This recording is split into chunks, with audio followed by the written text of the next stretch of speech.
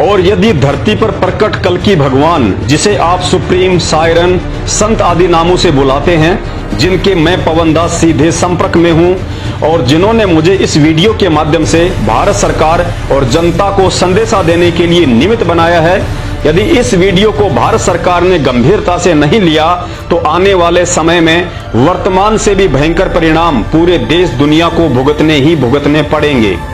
क्योंकि भारत की जमीन पर प्रकट वह कल्कि भगवान दुनिया के महाविनाश से पहले हम भारतवासियों के सामने प्रकट होकर अपनी पहचान करवाना चाहता है, ताकि उस महाविनाश से पहले अधर्मी और पापी आत्माओं को भी भूल सुधार का मौका देकर उनकी जीवन रक्षा की जा सके।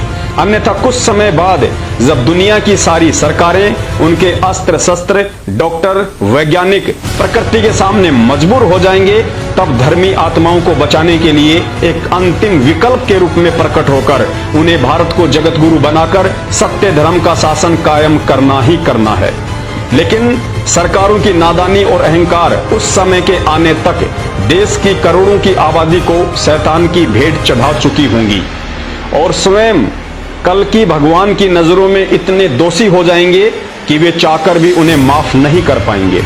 मैं पवन दास सुप्रीम गॉड कल्कि भगवान के चरणों की धूल बिना किसी सवारत के उनके आदेश अनुसार आप सभी बुद्धिजीवी देशवासियों और भारत सरकार को महाविनाश के रहते सहते इस वीडियो के माध्यम से यह संदेशा पहुंचा रहा हूं और साथ ही देश के माननीय प्रधानमंत्री जी से सर्व मानव जाति के हित में निवेदन करता हूं कि भारत सरकार ने इस वीडियो पर अपने मंत्रिमंडल व बुद्धिजीवी सलाहकारों की सलाह से चिंतन अवश्य करना चाहिए और उचित समझे तो मानव जाति को महाविनाश से बचने का श्रेय प्राप्त करें और ये समझने का प्रयास करें कि न्यू वर्ल्ड ऑर्डर मानव जाति के विकास में नहीं बल्कि विनाश के पक्ष में है।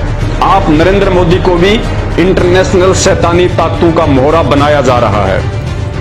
असली न्यू वर्ल्ड ऑर्डर पूरे विश्व पर सिर्फ कल्कि भगवान ही कायम कर सकते हैं और करेंगे।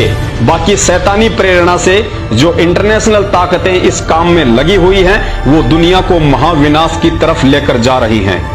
पृथ्वी पर प्रकट कल्कि भगवान किसी भी आपत्ति, विपत्ति, महामारी या प्राकृतिक आपदाओं को पल भर में कम, ज्यादा और जड़ से समाप्त करने में समर्थ हैं। उनकी अकेले की शक्ति ही किसी भी शक्तिशाली राष्ट्र से सैकड़ों गुना ज्यादा है।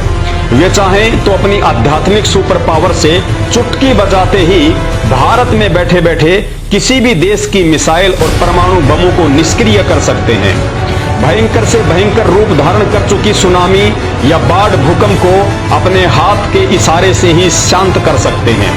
वे कुछ भी कर सकते हैं जिसे आज तक दुनिया ने ना ही सुना है और ना ही देखा है, क्योंकि कल्कि रूप में ये वही भगवान है जिसने मां के गर्भ में 2 बूंद पानी से पूरी दुनिया को पैदा किया है। प्रधानमंत्री जी से पुनः निवेदन है, समय की नजाकत को समझने का प्रयास करें और इतिहास पर गौर करें कि किसी भी देश को जगत गुरु या विश्व गुरु राजनेता, राजनीति या टेक्नोलॉजी से नहीं बनाया जा सकता है। देश को जगत गुरु पहले भी अध्यात्म ने बनाया था और आज भी अध्यात्म ही बनाएगा। राजनीति और टेक्नोलॉजी ने तो आज देश दुनिया को विनाश के किस मुहाने पर लाकर खड़ा कर दिया है, आपकी आंखों के सामने है।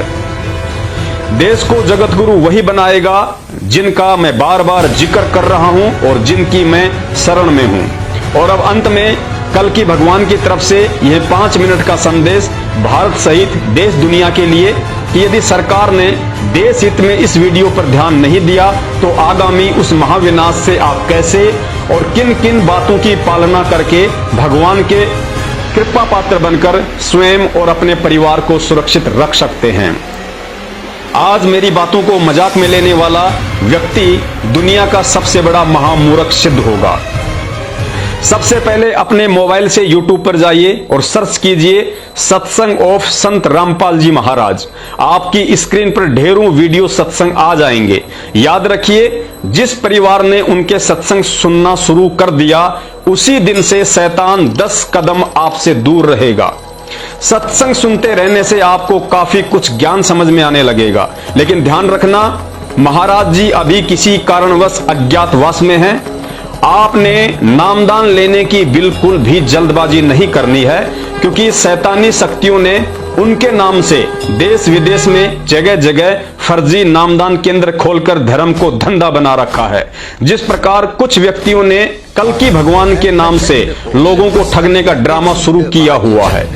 आपने महाराज जी के अज्ञातवास से बाहर आने तक किसी के भी बहकाव में आकर ना ही तो नामदान लेना है और ना ही विचलित होना है, सिवाय सत्संग सुनने और सत्संग सुनकर जिन जिन बुराइयों और गंदी आदतों को छोड़ने के लिए महाराज जी ने निर्देशित किया है। शुरू में ज्ञान या सत्संग आपको अटपटे लग सकते हैं, क्योंकि यही वो ज्ञान है जो आपको शैतानी ताकतों से लड़ने की शक्ति देगा। उसके बाद आपको इस पूरी सृष्टि का मंजर ही समझ में आ जाएगा कि पूरी दुनिया पर दो शक्तियों का शासन चलता है, एक है शैतान और दूसरा है भगवान। शैतान ने युग परिवर्तन को रोकने के लिए महाविनाश करने की ठान रखी है। आत्माओं को तरह तरह के घटिया कर्मों के माध्यम से अधर्मी और पापी बनाने की ठान रखी है। दूसरी तरफ युग परिवर्तन भगवान की अपनी मर्जी है, जो होना ही होना है।